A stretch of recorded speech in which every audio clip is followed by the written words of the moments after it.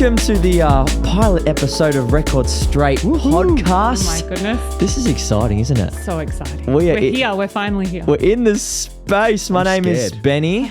I'm Anthony. Hey, I'm guys. Christina. Hello. And I represent BG Community and the network today. We're from Cartel Australia and we're just excited to be doing anything. Just being part of it, really. This is so much fun. We had a conversation a while back going, hey, how can we like provide value and have fun and just catch up as friends? And we were like, you know what? Let's do a podcast. Let's record it. Let's record it. Yeah. Our conversations are fairly interesting, aren't they? We get deep, we get not deep. This is going to be a lot of fun. Chris is nervous. You can I am see a little her. bit nervous. Why are you so nervous? Loosey goose it up. It's the first podcast, of course. You're going to be because you care. That's why. I do care, and I want to make sure that everyone gets the right value and gets the right information. Oh. I'm just a bit. That's so beautiful. I'm excited. Well, the Record Straight podcast is all about giving artists and creatives in the industry of music, the music industry, an opportunity to hear real life examples of the industry, to hear the hard truths, to hear about our experiences, and also to have lots of fun. Chris, tell me first about some of the topics we're going to be covering this season on the Record Straight podcast. So it'll be a lot about how artists can develop. It'll be very, very heavily artist development centric. It'll be about media and industry and learning to navigate streaming platforms. It'll be a no... Can I swear? Yeah, you can say it, yeah. Yeah, a no bullshit approach. It's a pilot episode. You can do whatever you want. A no bullshit approach to the industry as it is. We have found in our time that there's a lot of resources out there and a lot of it doesn't cover. It's very fluffy. Yeah. It doesn't cover what actually needs to happen for artists, and so hopefully we can kind of cut through all of that. And we have Anth over here. Here we go. He's a bit quiet. He's a bit quiet because it's the pilot episode. I don't want to butt in because like I feel like I always have really good things to say, but I end up talking over people. Yeah, it's all right. Well, you've Editing's got the gonna be a talking nightmare. mic now. But Anth, I mean, you're notoriously known for giving harsh, straight to the point feedback, and this is a place for that. Yeah, I think we like as we kind of developed Cartel from 2015 onwards, we always said we wanted to be like no shit. Bullshit, like no bullshit the whole time. You're allowed to swear, guys. It's all right. Yeah, I know. But it feels weird. It does, doesn't it? It feels weird to swear. Yeah. Keep it PG, you know. But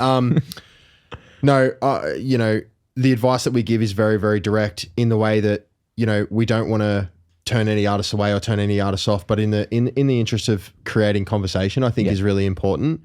And we're going to speak about our backgrounds and stuff today. But my background as an artist, all I really wanted was someone to just say, "Hey, here's exactly how it is." Yeah. It's not, if you do this and flowers will grow and blah, blah, blah, blah, blah. It's this is how it is. Yeah. And we develop in this way. And that's really simple. And that's kind of like one of the cores of our business, I think. And I think that's one of the things that kind of drew you to us. And I guess we'll get into that. But yeah. Well, speaking on that, I think what's important is that we've got this incredible alliance between BG Community, myself as a personal brand, and Cartel Australia.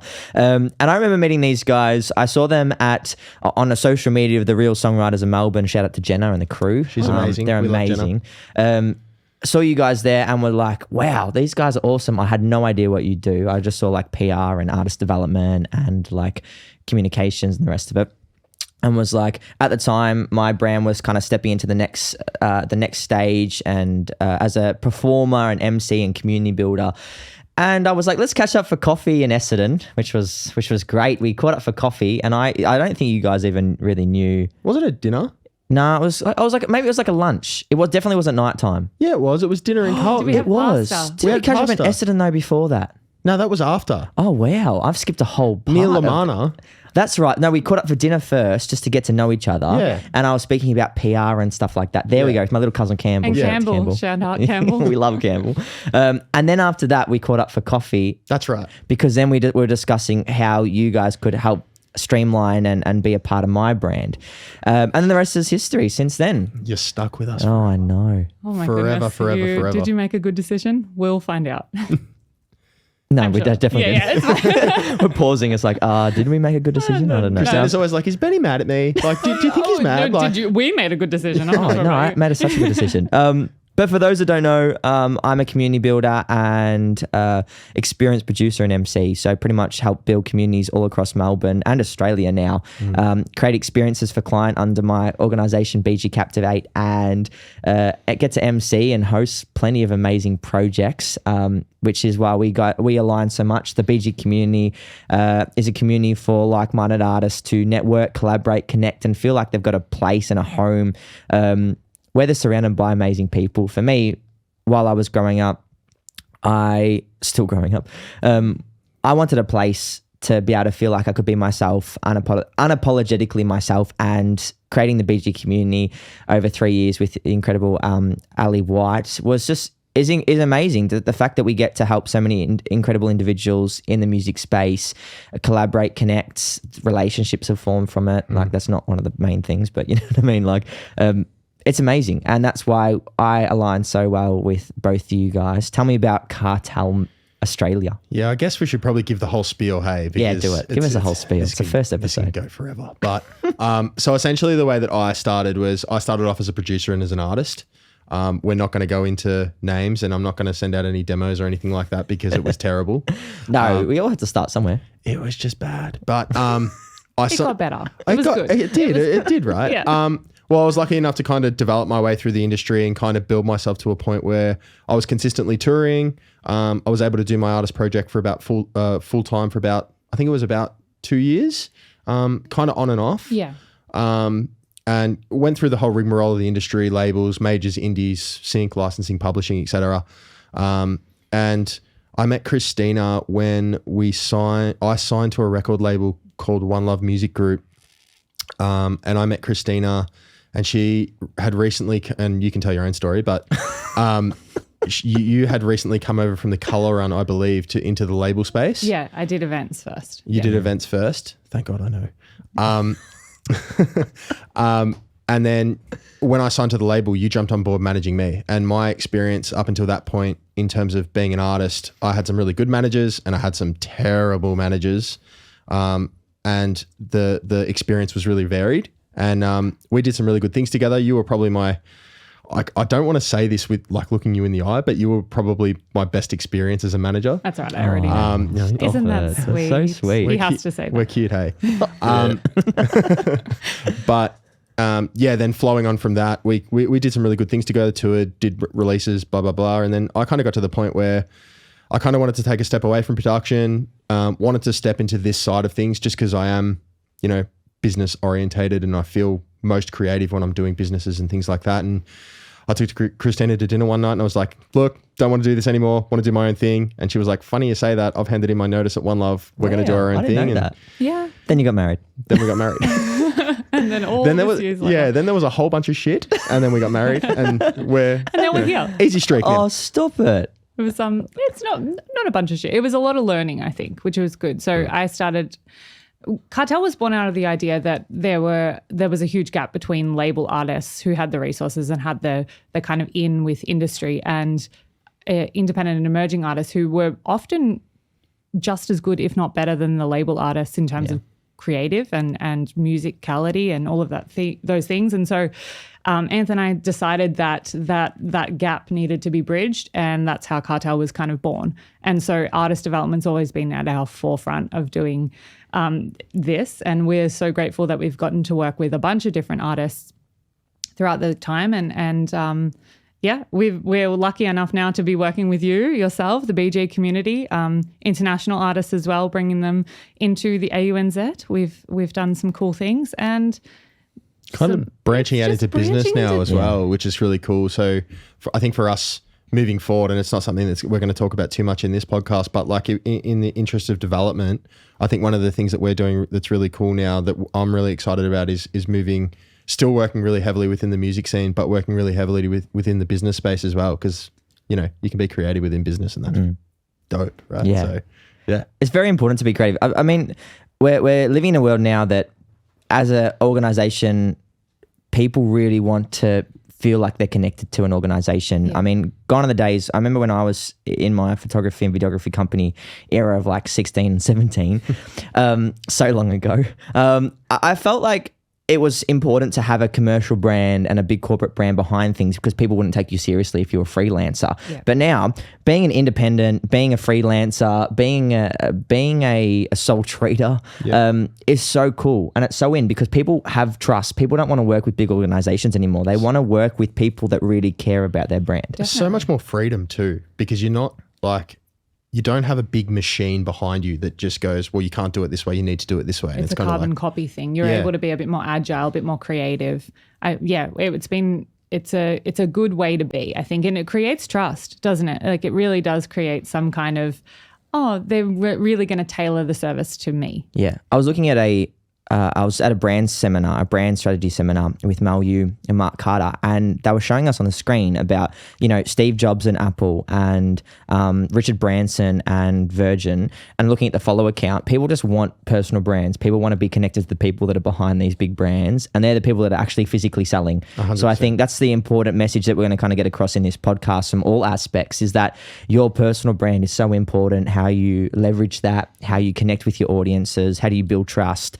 And I think we're also going to hear from some people in the industry throughout these episodes about their experiences with labels, maybe labels themselves coming in, how things have changed. And we promise we're going to really ask the hard questions too. Yes.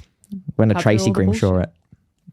Yes, we will. We definitely will. Do you like that? Yeah. I'm going to be like, can we even say that? Tracy Grimshaw it? I think we can. I think so. Yeah. Trademark. Tracy, we love you, by the way. We can say whatever we like. Yeah, because the podcast. It's unfiltered. Unfiltered, baby. And no one's going to edit. blip. We're a no cut podcast. No. Oh, that's a great name of a podcast. No, we've got this name. No. Can we just talk really quickly about like trying to name this podcast and all of the like mystical things you guys were talking about? And then I'm just like, it's going to be Record Straight. You know what? Can I be honest with you? Yeah, it was a collaboration between myself, Christina, and ChatGPT. At the start, it was like I was thinking ChatGPT going this and this. Oh, this sounds nice. Too wordy. And then we came up with this beautiful tagline, which is I've just forgot it. An honest uncovering. Look into the illusion of something. Yeah. Hold on. I should have written it down. Yeah, we should have written it down. No. Guys, how One day serious we'll are we as a figure it out. podcast? We don't even know our own tagline. This is so good. It's the pilot episode. So we were at the BGCOM thing. You went like the first BG community event of the year. Yeah. There was like, you were talking. There was like, there wasn't So smoke on the excellent. floor, but there was like, it felt like there was like a mist on the It floor. was bringing in the new year crescendo. too. And then, you're going through everything like, BG boiler, BG, like all this BG stuff. And then BG buddies. which BG I love. buddies. so And then we cute. were like, so we haven't got a name for it yet. And we haven't got a tagline for it yet. Listen up, guys. But also we're doing a podcast with Cartel. And I was like, oh shit. Yeah. And here we are, everyone. Welcome. I have to touch base on too the fact that we have together collectively worked on some amazing projects together. Myself as an individual, I started when I was 10, similar to Anth actually as a DJ. Did you know that? I started I started doing my first ever DJ gig was a 13th birthday. Yeah.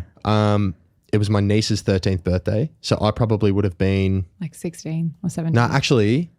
no, it would have been her 9th birthday. Yeah. And I would have been probably around 11 or 12. Yeah, see, we both started in the same industry, didn't we? Yeah. I was on my little iPad and as the little DJ app on the iPad, and I was mixing like my iTunes library together. And then I just started growing and growing and growing, and then I stopped DJing. Yeah. Although I really want to start it now.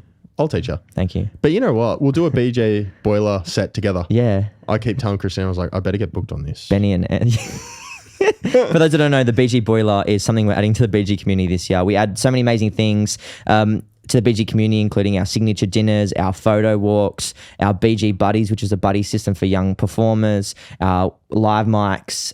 There's so much there, but we added this year BG Boiler, which is all about bringing young upcoming producers the opportunity to come and showcase their music in a space that feels really cool. Which is so important. It's that you don't get much, like unless you're playing at a club. There is absolutely no experience for them. No, and most of the time you can't play at a club until you're a bit over age anyway. And then exactly right. and then following that, like for most producers who are like producing like more left of center stuff, There's like, really no opportunity. well, for you them can't at really all. play your own music, so you can't test it in front of a crowd. Yep. It's more about like learning how to read the room and yada yada yada. So yeah, no, it's a really good experience. And I haven't DJ'd for a long time. So. Well, we're going to have to bring that back at the BG Boiler Room. Hey, tell me, we've had some big projects on together over the last year and a half, 2 years of working together, including, for me especially, including Futurations at the Palms at Crown recently. So great. Coming near the Christmas, just on 2 seasons of that, about to go the next one again. The book launch, I mean, we are actively working together, and that's why we thought this is such a great opportunity to share, because we are working with industry people, we're booking talent, we're managing events, we're performing commercially in front of hundreds, if not thousands of people. I've been able to work with these guys on Festival X2 with Calvin Harris and Marlowe and so many other. Just a whole bunch of great house DJs. Hey, just excellent. My. That was fun, wasn't it? That was my first gig with you guys as managers. That was It was not a bad place to start. No, it wasn't. Yeah. No. Set the bar pretty high. Yeah. You business class. We're like slumming it at 6:30 in the morning. Benny flies in at like 12:30. Yeah. Upgraded straight to my business. hotel. I was like, never We were ever talk to already me. sweating. Yeah. give me your 3 highlights so that people can understand some of the moments that you guys have had as artist managers or as PR agents or as industry personalities. What are those 3 highlights as Cartel Australia or even personally? Okay. Do you want to go first on me? Well, I think the obviously Futuration, and I'm not just saying that because of stop no, it. I I mean would say that was Futuration is one too. that was our biggest event. That you taught us so much in that, and you did such a great job. And it was 800 people sold out, and Yeah, a bit more than that. well, more. Sorry, Yeah, great, we. everyone. Sorry. That's all right. That's okay. It's fine. No. And yeah, so that was definitely, Futuration was definitely a huge part of what we want to do in the future and all of those things. But I think in a musical capacity, I think Peggy Goo was the biggest for Congratulate. Round of for applause, us. everyone. I don't want to name drop, but that was very, very fun. So these guys, talk to me about that experience. Yeah. So I think our whole kind of thing is like with artists, we kind of want to split what we do into 2. So we work with the local independent kind of acts, labels, et cetera, and then working with international acts to help them break within the Australian market. And the Australian market is very, very different in terms of development to the rest of the world. Yeah. So, within America, within Europe, the ways to develop an act is completely different. So one of the niche things that we really started to understand as we started to work with bigger labels and bigger clients and stuff, that like artists were coming down to Australia with no idea how to actually develop within this. And it's also so small. So they didn't really even know where to start because it was so small. Yeah. Yeah. And then Peggy just kind of happened. Yeah, kind of. It did fall into our lap a little bit in terms of how we actually landed it. And then Christina really did all the work. I don't know why I'm talking. I know it was just a really great opportunity. So we work. I'll just post it on Instagram. we work with One Love Music Group and have been since I started there. And they were kind enough to pass another label onto us, and we kind of worked in with the 3 labels to bring Peggy down. We did some commercial radio for her, and that song, it goes like na na na, ended up being on every single na na na na na. Oh, so good. It's catchy as hey. Yeah, I was listening to it here in the car. Did you? Thank you. It ended up being platinum, going platinum in Australia and New Zealand, and so we were part of that. Just getting her on the radio. And what are those like key pivotal moments that made that go platinum? Like if you had to pick 2 things. So I think sorry. No, I was going to say, I think with that track, like that track was such a monster in Europe for 6 months before. Yeah, Euro Summer. So generally when it comes, particularly with electronic records, like Euro Summer is really important for what happens in our summer. And that track was just such a monster. Like we started working that in May or April or May last year. I think May, June. Just before Euro Summer. And then we didn't really get it added to any across the boards until 4 months. Yeah. So it was August when we got a light ad, and then it went across the board. Yeah, August, September. And talk me through what's a light ad? Is that like into playlists? Or? Yeah. So generally, what happens with radio? What happens with commercial? I'll let Christina take you through all the different forms of radio. But what happens with commercial radio is that you can get a few different types of play. You can get just a spot play, which is where you get played on like a one-off show. And then like generally that doesn't happen at all with commercial. Mostly just the Australian music show. Yeah. And like Nova or something like that. But generally you'll get added to either nights, which is where you get played from like 11 p.m. to 6 a.m. or something like And that. people like me on my way home from work listen to it. Yeah. Some good mixes there. Absolutely. And then if that tests well, you'll then get put into spot rotation, which is where you're getting played, like tested in different sections, and then a full we call it ATB across the board, which is where you're getting played 2-3 times a day. Wow. Yeah, I think it's about 3. Yeah. I'm not super certain, but we were lucky enough to get Peggy added. Yeah, so she was playing a bunch. Yeah. We should know more, but it's late nights, nights, and across the board Yeah, sweet. for auditions. And then what would you say your last highlight was? Oh, yeah. Currently is maybe. I think Futuration's one for me that I really loved, because we'd never been in that kind of world before. So we were like managing this whole massive thing, and people were asking us questions. And we were like, we don't know. Ask We'll the work it boss. out for Actually, you. we can't talk to the boss. Yeah, not the boss. Go to Connor. Just go to Connor. Just go to Connor. We love you, choice. Connor. We love you, Connor. So I'd say that Peggy Goo. I think the third one for me is, for me personally, I think is, I would say Festival X. I just really think it's more so like our development over the journey. Like we've done, generally when we get things that are quite big, like Peggy Goo or Festival X, we kind of get to the point where we're like, holy shit, we just did that, kind of thing. And they're the moments that I look for. I think that's really good. Yeah. But, that is so Poetic. sweet. hey, Gorge. your turn. What Yeah, about you? go ahead. There's been some highlights in my long career of 20 years. 22 years. Get it right. So when I was born, obviously a highlight. When I was born in So 2003. 2001. Oh my my God. God. I said that as a joke. We are so wrong. No, you're not. You guys were born in like nine. Anyway, we won't say anything. Highlights in my career, I have to say, again, Futuration recently, it's so recent for me and it's such a highlight. I mean, the fact that, as a little kid, envisioning myself to be at the Palms at Crown, giving an opportunity to people seemed like such a long way away until you get to the point where you've done so many things. You can go, you know what, I can give this a crack. And it paid off. And now it's a yearly thing, which is really great. But that was a highlight. I think I was surrounded. I think at that point, I knew that I've kind of done okay in my delegation as a colleague, because then I could see that I was in my dressing room most of the day doing nothing. And that's an amazing thing. No, in respect, it was nothing, because I had an amazing team around me that helped put that show and execute that show after I did all the work at the start and producing and working with the Rangers and Ty and Connor. So that was a highlight. Getting on that stage, that for those that hasn't seen on my Instagram, Benny Riggs Official, like you'll see the curtain lift up. That was me videoing. And Anth was behind me. I was like, Anth, just video this moment, because this is like a dream come true. And the curtain lifted up. Over 800 people. What a dream. I'm not sure if I've told you this, but do you know when I got off stage, I got in so much trouble. Who told you that? Who got? Connor was like, "Get off the stage! Get off the stage!" No, but Ali did text and go, we can see Anne. Oh, and I don't mind though. Yeah, but I don't care. Because I wasn't Sorry, Connor. like, yeah, sorry, Connor. I wasn't like predominantly backstage, because we were dealing with sponsors and stuff at the front as well. So I was dressed like really nicely in this white It was top, fine. like, I wanted that moment, and guess who's the boss? Yeah. It's okay. I gave you permission. Yeah. Secondly, for me, there's just so many highlights in my career. Like again, so the much. development of like BG Community and BG Captivate and producing big events and emceeing, at Porsche and Festival X and at Manningham Carols and Mitchell Shah Carols and speaking at like all these things, for me is something that I've always dreamed of.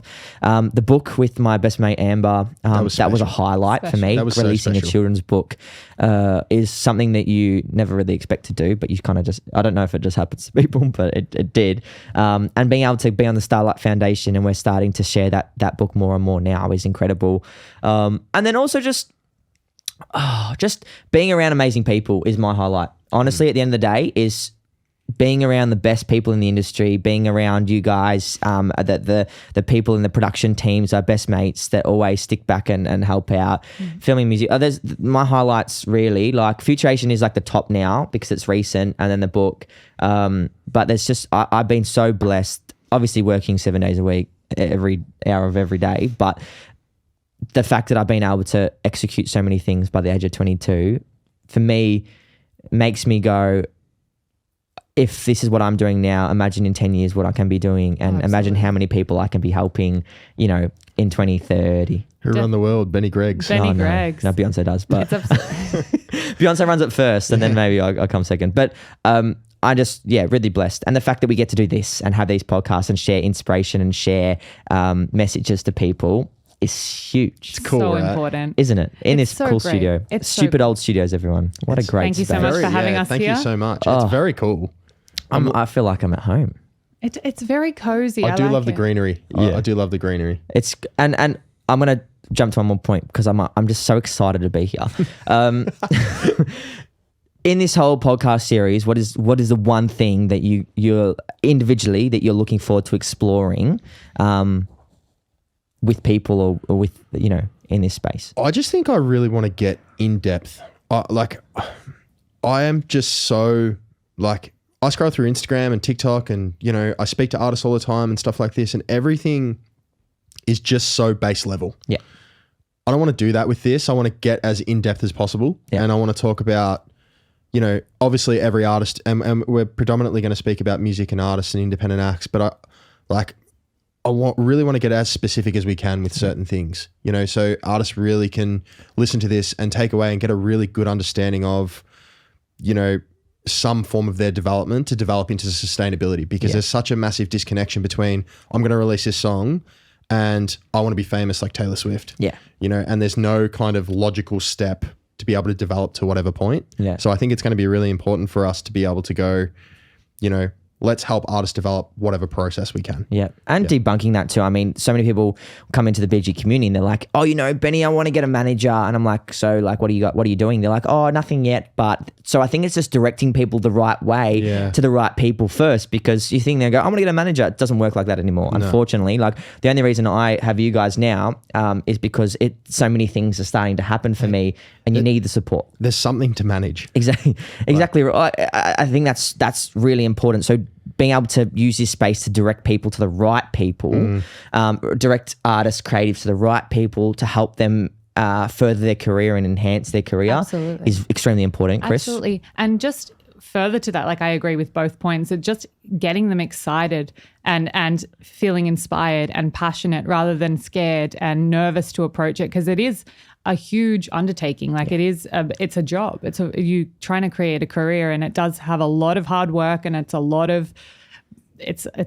Yeah. And we want to make sure that it's not a scary lot of hard work. It's okay, I have the steps, I have the support, and we can move forward. It's going to be a really good balance, isn't it? It's going to be like, do this, and then be like, but have fun with it. And then I'm adjudicating in the middle, I think. But you know what? And I think anyone can make it as far as they want to make it, as long as they're willing to put the work in, to grind it out, and to not give a fuck and just deliver. And you know what, guys? Benny Greggs is the shining example of Exhibit that. A. I mean, 22 years old. It is remarkable. I don't want to like make you blush, but it is. Thank you. No, but truly, like I'm not just saying it. It is.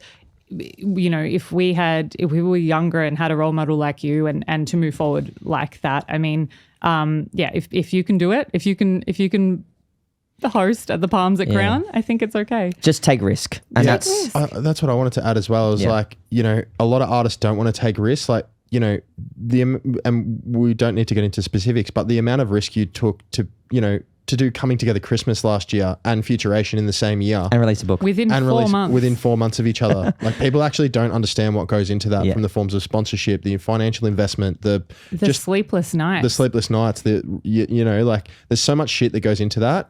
And for artists specifically, it's like, you know, they're like, I'll put a single out and I'll do a launch gig. And it's like, it's not necessarily just that. It's like, how does that build into the next thing? There's amazing people in the industry too that I think we'll touch on and bring in that actually are committing that financial investment. But for me, as an individual at 22, you know, people go to me, oh, but you're backed by cash and stuff like that. It's hard work. It's grinding. It's putting money away. Like, the Palms at Crown was just under $100,000 to put on a show like that, and you know, put myself a year before that, I had to put down $5,000 in deposit, and that was like emptying my bank account. So I think you got to take the risk, and sometimes it's not going to pay off. Like my first 2 shows, the investment of $10,000, $20,000, $30,000 just disappeared. But at the same time, you don't think about it like that, because it's all in I journey. Yeah. You sat us down in a restaurant in North Melbourne on a Friday. It was like 4:00, and you were like, we scheduled that meeting to say, hey, don't do Coming Together Christmas and Futuration, like do one or the other. We were going to talk just about Coming Together Christmas. And at that point, the Futuration was called the Gala. Yeah, Yes, the gala. so- And we were like, you were like, no, I'm going to do both. And we were like, oh, good. And release the book in the middle of it. But we did it. We Yeah. did it, and it was amazing. Yeah. You know, and gotta it was commit. like, yeah, you just got to commit, got to do it, and that's one of the things that we learned from you that was just incredible. And we all had fun. We did. Yeah. It was a fun experience. And Stressful. The important. It was fine. It was not stressful at all. I was. I think, you have to commit, you have to give things a crack, and you have to be the person that goes, I'm going to get this done and do it. Don't wait around. And I'm really excited to explore that and explore in depth those fundamentals through this podcast too. Absolutely. Yeah. Oh, well, that Wonderful. concludes our first episode. Did we do good? Did we do That good? was great. I think so. Oh, well, we'll soon find out. I feel like I'm like tongue kissing the microphone. No, you have to. Yeah, honest. I feel like I'm Kyle Sandilands. Yeah. Actually, I'm not going to comment actually. Bypass. We're already going to start the trends. But it's been so awesome to catch up. And we are so excited to bring this podcast series, setting the record straight, feeling good. We love this. Thank you for listening to the first one, and hopefully we can entice you to listen to the rest of it. Exactly right. And if you want to keep up to date, make sure you head to all of our social media platforms at Benny Gregg's BG Community, and show us the Cartel ones. At Cartel Australia. At cartel.australia. Doesn't matter. Yeah. Doesn't matter. We'll just find us. Yeah, you'll find us 100%. Thanks so much, and we'll see you on the next episode. Thank See you. you, crew. Take Ciao, care. ciao.